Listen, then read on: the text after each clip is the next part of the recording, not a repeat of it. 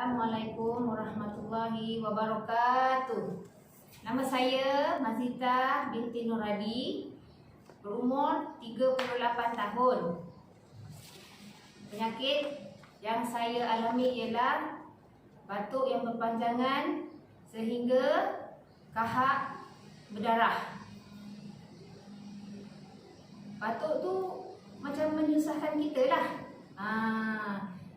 Setiap kali buat kerja mengganggu. Tidur malam tak boleh tidur, mengganggu tidur kita tak lena. Sampai bangun pagi pun susah. Jadi saya cuba amalkan Hashifa jus semalu. Saya sudah menggunakannya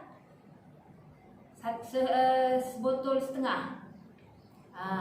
Perubahan selepas minum jus ini memang nampak sangat. Alhamdulillah, batuk mula-mula berubah, berkurang, badan pun bertenaga. Lepas tu bangun pagi pun senang, mudahlah.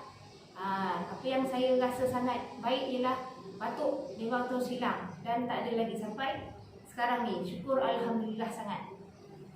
Harapan saya pada orang-orang di luar sana, cubalah jus Hashifa semalu dan rasalah sendiri bagaimana ianya